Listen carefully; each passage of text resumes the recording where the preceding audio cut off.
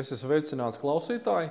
Latvijas Valsts Mežzinātnes institūta Silva podkāsts ir raidierakstu sērija par meža nozares aktualitātēm, institūtā veiktiem jaunākajiem pētījumiem, tajos iegūtajiem rezultātiem, atklājumiem un atziņām. Tās ir sarunas par meža zinātni. Klausies, uzzini un analizē.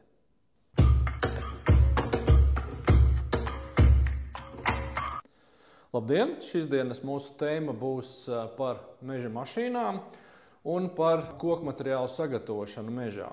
Mežastrāde vienmēr ir bijis ļoti bīstams darbs. Arī starptautiski skaitās, ka mežastrāde ir viena no bīstamākām nozarēm. Un šī ir arī nozare, kura ir strauji attīstījusies un šobrīd lielākoties visus darbus mežā, koku gāšanu, atzarošanu, sagarumošanu, pievešanu līdz ceļam veids meža mašīnas. Un šodien mēs parunāsim par šīm meža mašīnām, par tiem datiem, kas tiek iegūti, par to, kādas ir attīstības tendences. Un mūsu šīs dienas viesis ir Agris Zimelis. Sveiks, Agri!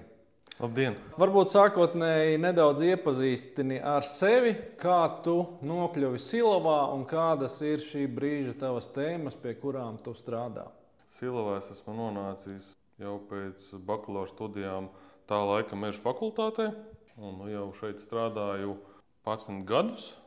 Un tās aktuālās tēmas, kas man joprojām interesē, ir visas, kas saistīts ar mašinizāciju. Tad šobrīd ir aktuāla par meža mašīnām, harvesteru datu izmantošana, ražīgums, produktivitātes celšana un šādi veidi jautājumi. Kā arī par ietekmi uz vidi, piemēram, forwarder atstāto risu monitoringa sistēmas izstrāde un pilnveide, kas arī cieši saistīti ar mašinizāciju. Tie tādi galvenie aktuālie.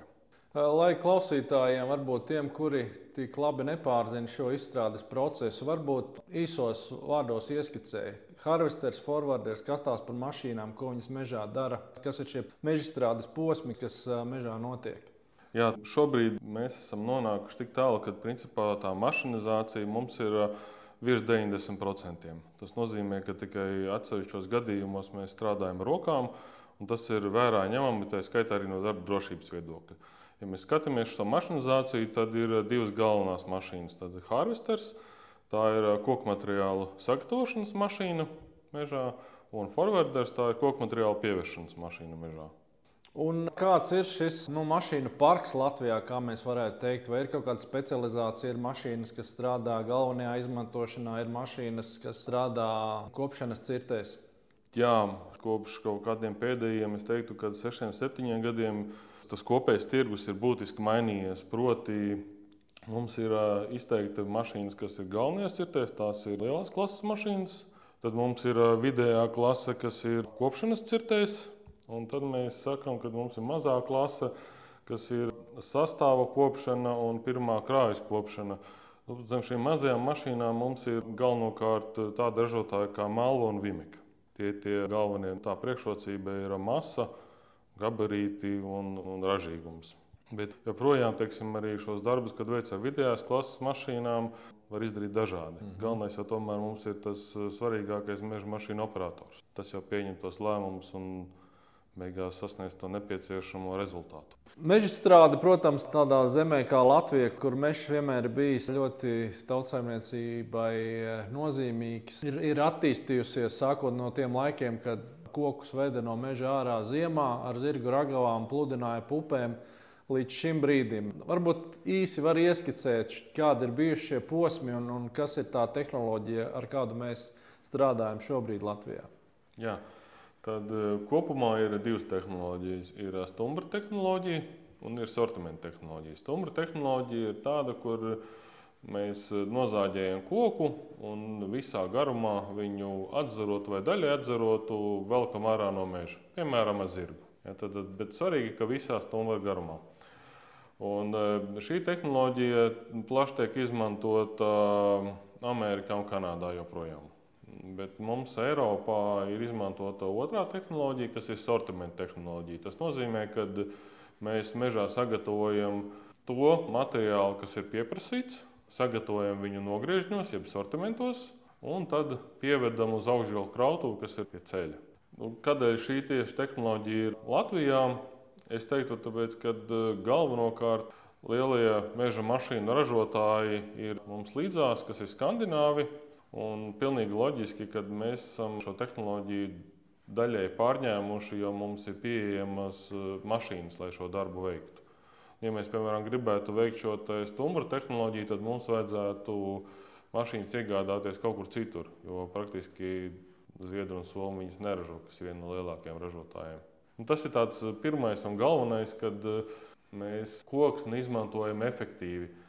Respektīvi, paņemam ārā lietkoksni, vajadzības gadījumā atstājot zarus, skujas, lapas un papīrmalku mežā. Ja mēs izmantotu stumbru tehnoloģiju, tad tas viss būtu mums jāvelk ārā.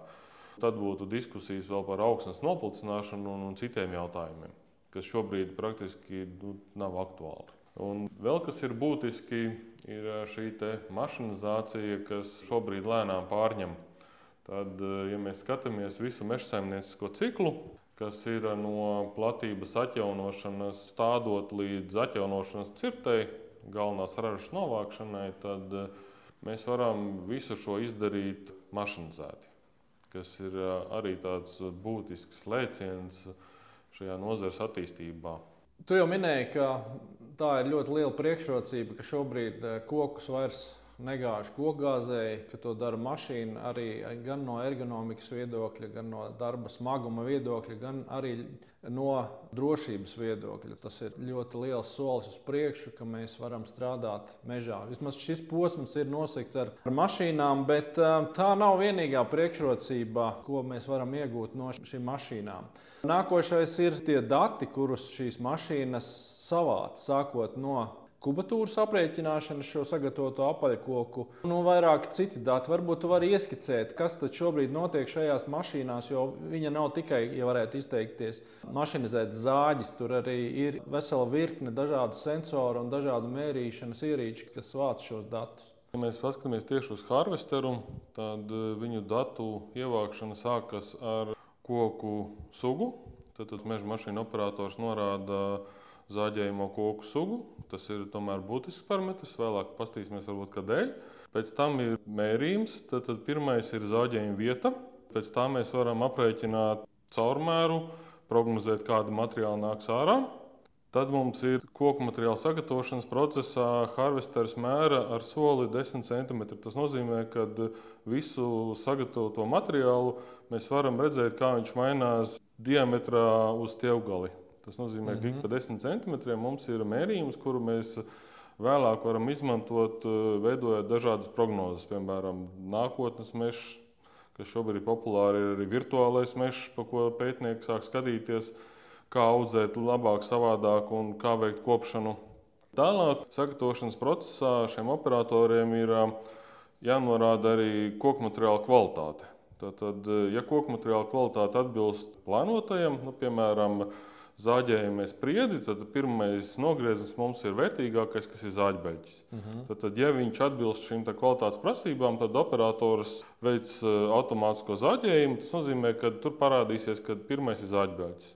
Bet, ja, piemēram, tur ir kaut kāda koksnes vaina, tad operatoram ir iespēja norādīt šo koksnes vainu, tādējādi ievācot jau papildus datus, kurus pēcāk var izmantot prognozēšanai. Piemēram, ja mums ir kaut kādā cirsmas daļā daudz trupe, tad mēs jau varam analizēt to trupi tādā plašākā līmenī, paskatoties, kas to trupi ir ietekmējis.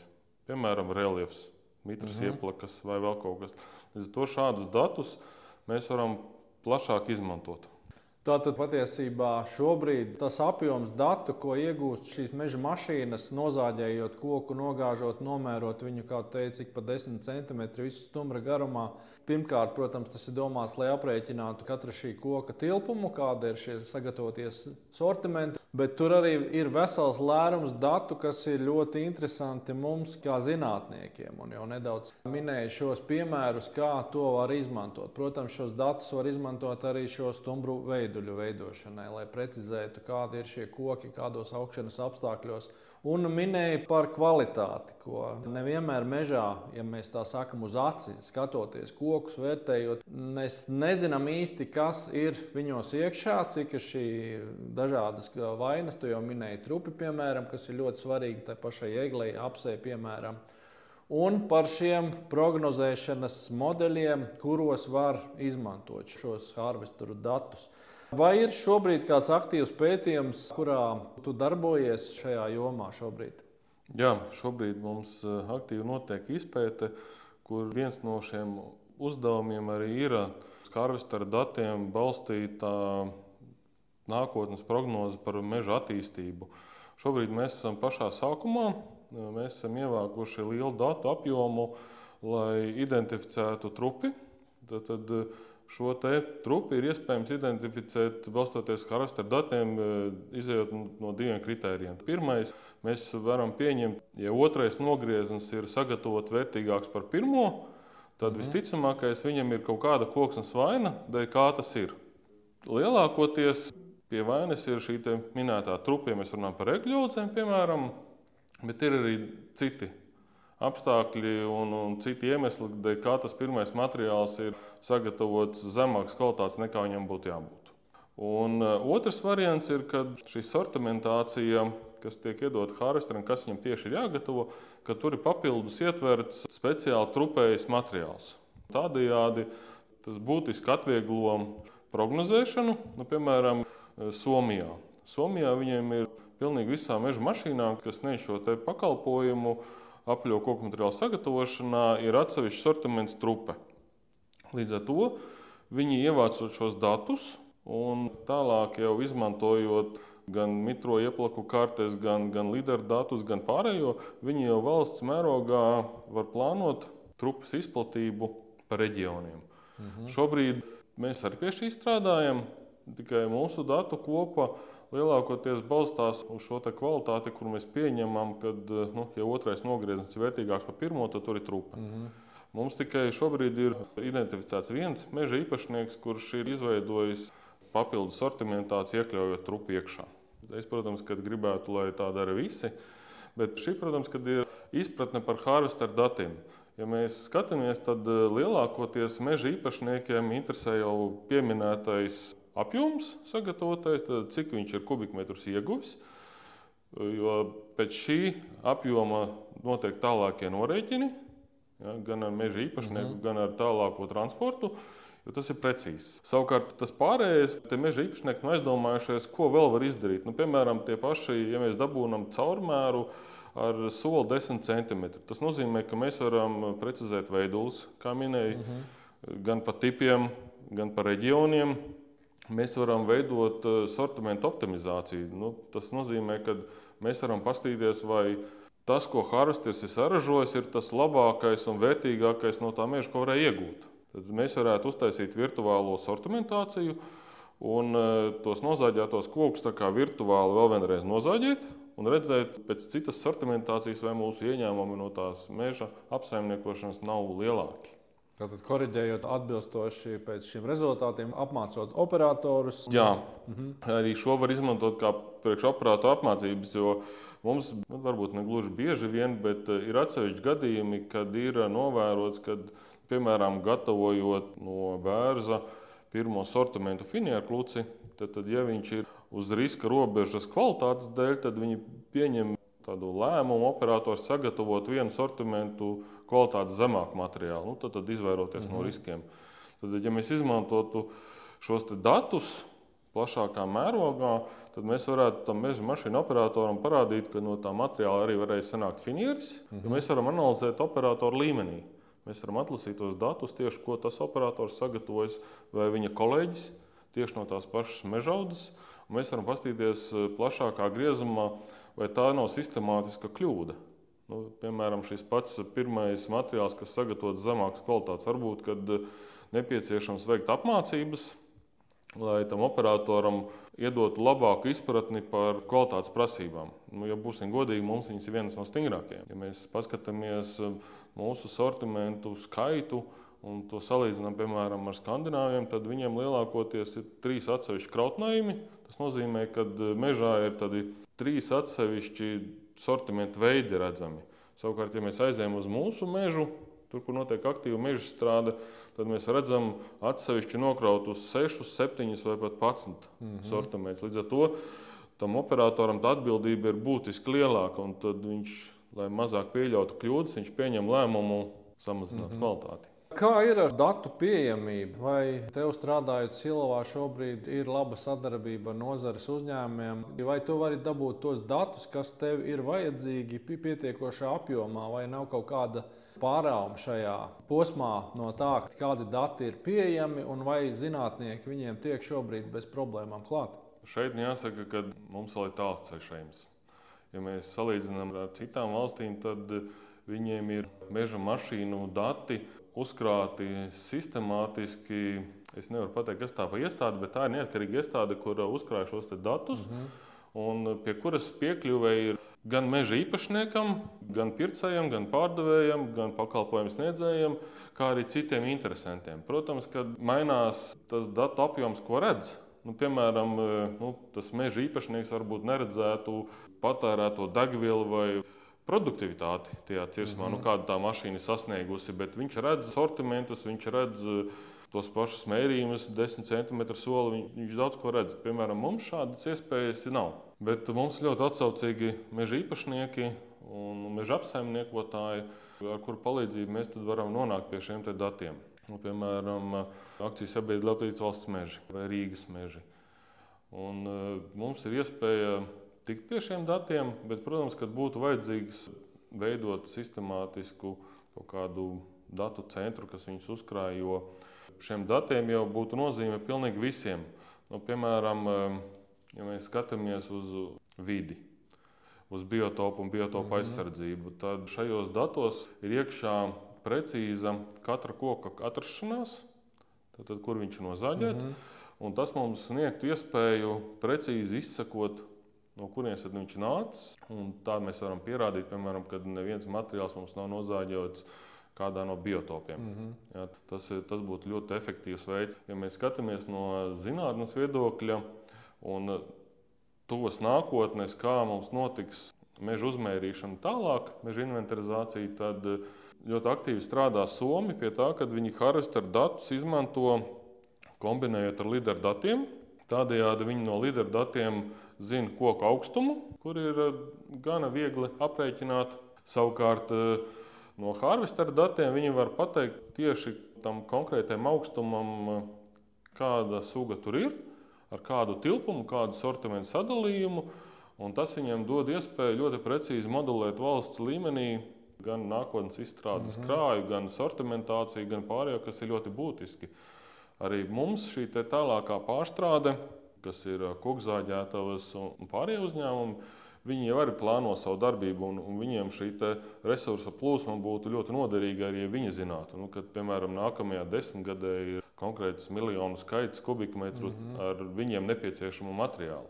Bet mums tas vēl ir jāizdara. Tas ir nākotnes solis, un šis ir tāds mazs starts visam. Datu apstrādes nozīme arvien palielinās, un šobrīd ir arvien jauni un jauni šie attēlās izpētes paņēmieni, metodes, kā šo informāciju apstrādāt. Tajā skaitā arī mākslīgais intelekts šobrīd aktīvi tiek izmantot šo datu apstrādē. Un, kā jau tu teici, šobrīd meža mašīna nozāģējot koku ar ļoti augstu precizitāti nosaka viņa atrašanās vietu. Līdz ar to gandrīz katrs stumbrs šobrīd ir izsekojums. Līdz ar to rodās tāds jautājums, cik tālu ir tā nākotne, kad cilvēks vispār vairs mežā nerādīs. Šobrīd jau mēs redzam, ka cilvēks ar dastmērti vairs mežā arī nav vairs tik ļoti vajadzīgs, bet vai būs tā arī, ka šīs mašīnas varēs vadīt attālināti un viņas pašas darbosies pēc kaut kādiem noteiktiem algoritmiem. Un vairs pat nebūs vajadzīga šī kabīne, kur cilvēkam sēdēt, respektīvi tas viss notiks attālināti. Vai tas ir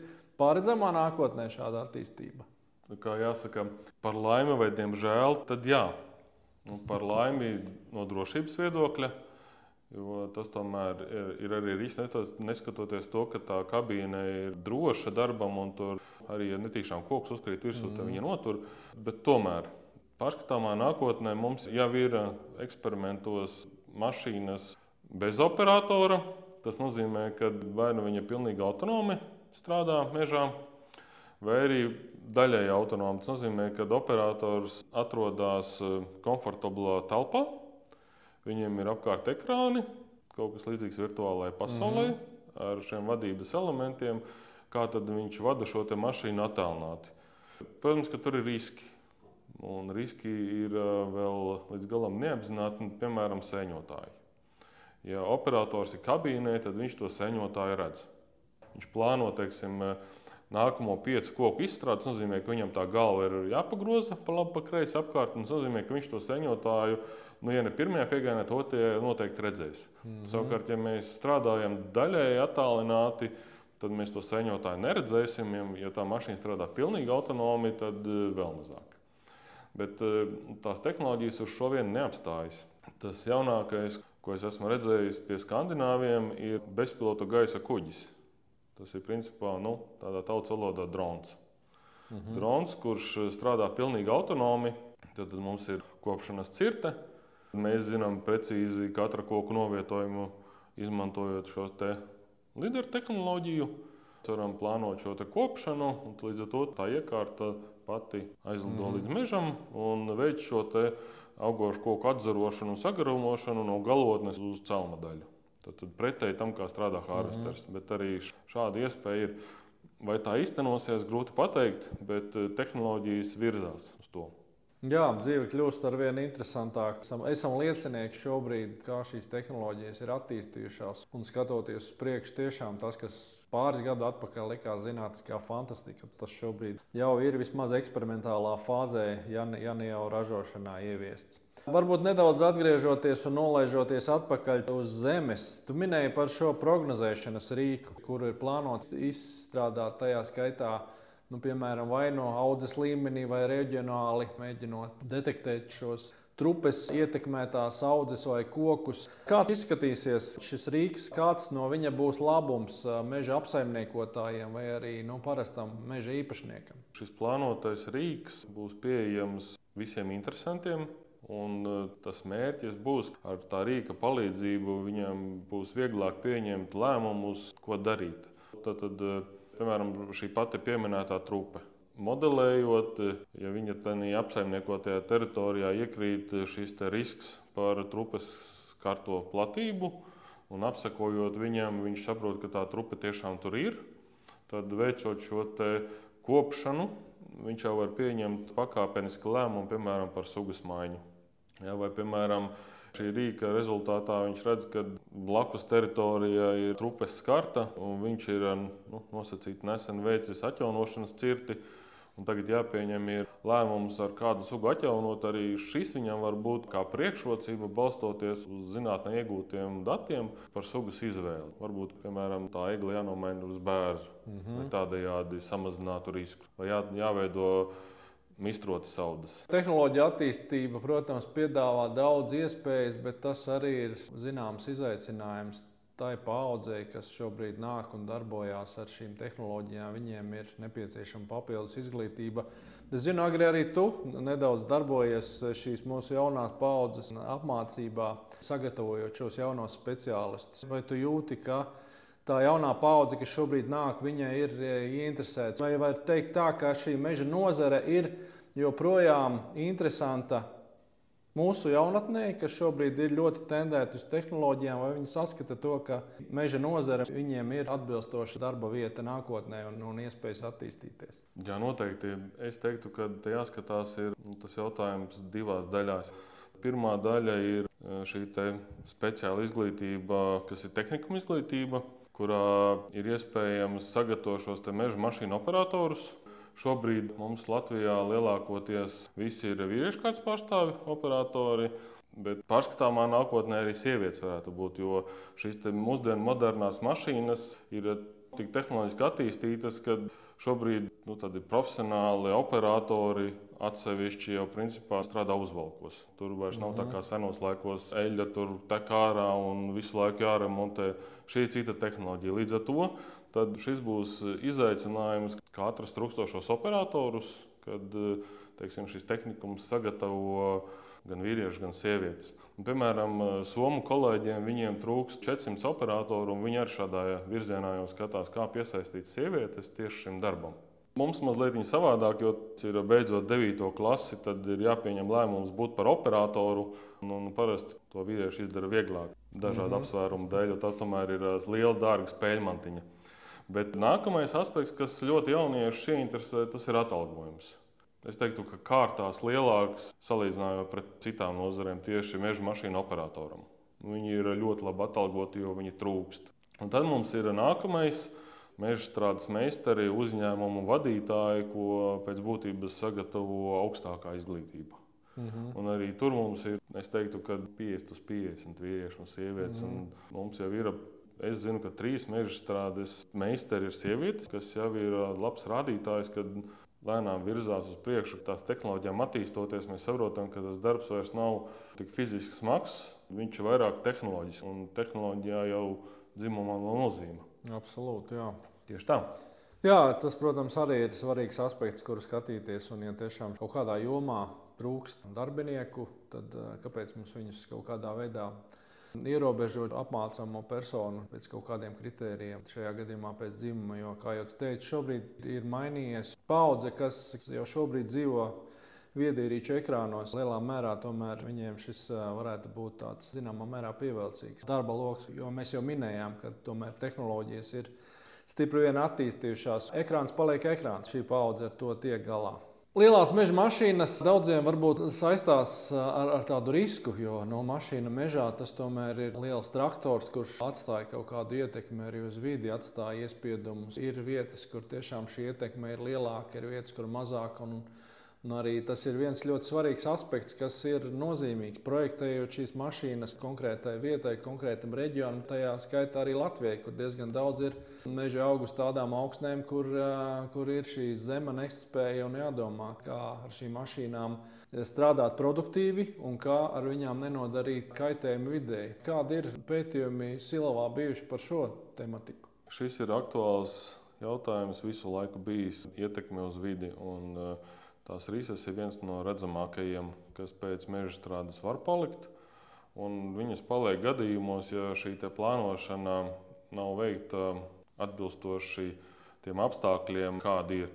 Piemēram, uz slapjām kūdras augsnēm izstrāde notiek nepiemērotā sezonā rudenī. Ir dažādi risinājumi, ko mēs esam skatījušies, atbalsta ķēdes ar dažādiem virsmas laukumiem, kas samazina šo spiedienu uz augsni. Bet šobrīd mēs aktīvi skatāmies par monitoringu un uzraudzību visā izstrādes procesā. Tas nozīmē, ka meža mašīnu operatoriem un meža īpašniekam būs iespēja sekot līdzi risu attīstībai. Tad mēs esam izstrādājuši iekārtu, kas balstās uz globālās pozicionēšanas sistēmas datiem, sadarbībā, jeb atbalstā RTK. Tas ir zemes bāzes korekcija, kas mums dod lielāku, augstāku precizitāti. Šī iekārta tiek uzstādīta uz forwardera, un tad forwarderim pārvietojoties par cirsmu, mēs redzam, kur viņš brauc, cik viņš brauc un cik daudz viņš iespiež. Tad pirmais brauciens mums ir kā atskaites punkts. Mēs izveidojam zemes virsmu, un tad katrs nākamais brauciens, tad mēs redzam, vai ir iespiedumi. Ja, tad tajā gadījumā būs rezultāts ar mīnusu, tad viņš iespiež iekšā, vai ir ar plusu, kad mēs redzam, ka šis operators ir atbildīgs un viņš mēģinās izdarīt visu, lai šo pārgājumību palielinātu. Tad veic šo stiprināšanu, iekalājot zarus iekšā, vai, ja zari izbeigušies, tad bieži vien ieliek kaut kādu zemākas kvalitātes sortimentu, piemēram, malku iekšā. Tādējādi šo var sekot līdzi. Savukārt tam meža apsaimniekotājam tas dod iespēju uzraudzīt un kontrolēt. Viņam nav jāapseko visas cirsmas, kurās ir veikta meža strāde, bet viņš to var izdarīt automātiski. Tad izmantojot šos datus un izmantojot pie mums izstrādāto vienādojumu, tad viņš redz, vai tādā cirsmā ir rises izveidotas, cik daudz viņas ir izveidotas, vai tas ir pieļaujami. Šobrīd mums ir pieļaujams 100 metri uz hektāra rises, kuras ir dziļākas par 20 centimetriem. Tad šo var ļoti vienkārši aprēķināt, un tas apsaimniekotājs redz, vai ir tas rādītājs sasniegts, vai viņš ir tuvu tam, un viņš arī redz, kurās vietās ir tie iespiedumi, jo mums ir pozicionēšana virsū uzlikta. Tad līdz to viņš redz precīzi. Tad viņa mežstrādes meistars aizbrauc uz cirsmu, viņam nav jāstaigā krustu uz šķērsu. Viņš apskatās kartē, kurā vietā ir šīs risas, un uz turieni aiziet un paskatās, vai viņas tiešām ir tik daudz. Bet ietekme uz vidi ir būtiska. Un šis ir viens no veidiem, kā viņu mazināt. Ja mēs, piemēram, paskatāmies skandināvus, tad viņiem meža īpašnieks var definēt citu uzstādījumu. Piemēram, risas nedrīkst būt vispār, vai risas drīkst būt ne dziļāks par 10 centimetriem, bet tad viņiem piemaksā. Un piemaksā būtiski, jo tur jāmaina ir izstrādes sezona, tehnikai jāpielāgo, aprīkojums jāuzliek cits. Pie mums vēl tas nav, bet es domāju, ka tā būs tāda pārskatāma nākotne, kad cilvēki būs gatavi par kvalitāti piemaksāt, tad viņi to darīs. Un, piemēram, ja mēs paskatāmies uz iepriekš kredīto jautājumu par mazo tehniku, tad kādēļ mums viņa Latvijā vispār ienāca? Arī cieši saistīts ar vidi. Tas ir paliekošais koku bojājums. Tad meža īpašnieks grib, lai pēc šiem mežstrādes darbiem paliekošo koku bojājums ir 0%. Tas nozīmē, ka neviens koks nav bojāts. Strādājot ar vidējās klases tehniku, protams, ka to sasniegt arī iespējams. Bet ņemot vērā, ka harvesters strādā ar izlici 10 metri, nozīmē, ka viņš tālāko koku aizsniedz 10 metros un nozāģē, tad ir diezgan liela zona, kurā pastāv risks sabojāt kokus. Savukārt, ja mēs izmantojam mazo tehniku, tad tā sniedzamība ir, piemēram, 5 metri. Un tad 5 metros ir vieglāk saplānot izņemamos kokus ārā, vieglāk ir kādu nenobrāzt un nenoskādēt. Pie mums Latvijā lielākoties, es saprotu, tiek izmantotas tehnoloģijas, kas ir izstrādātas boreāliem mežiem Skandināvijai. Kā tu skaties, vai šīs tehnoloģijas ir šobrīd atbilstošas tiem apstākļiem, kādi ir mums, vai mums tiešām būtu varbūt jāpadomā kaut ko par nedaudz savādāku? Mums Latvijā meža mašīnu ražošana praktiski nav. Ir atsevišķas detaļas, komponentes ražo, bet ne visu mašīnas kopumā. Un šie lielie ražotāji, kas ir, viņi ir fokusējušies galvenokārt lielākiem tirgiem, kur mašīnas ir vajadzīgas lielākas, lielāku kravnesību, līdz to viņas ir smagākas. Un mums tas ir izaicinājums. Mums jāmeklē risinājumi, kā izmantojot esošās mašīnas, veikt šo izstrādi atbilstoši mūsu prasībām. Bet tas izaicinājums būs visu laiku. Būs ļoti interesanti, es domāju, visiem mums skatīties nākotnē un sekot, kā šīs tehnoloģijas attīstās. Līdz ar to arī zinātniekiem, protams, būs izaicinājumi arī nākotnē. Agri, paldies par stāstu un uz tikšanos varbūt kādu citu reizi. Paldies!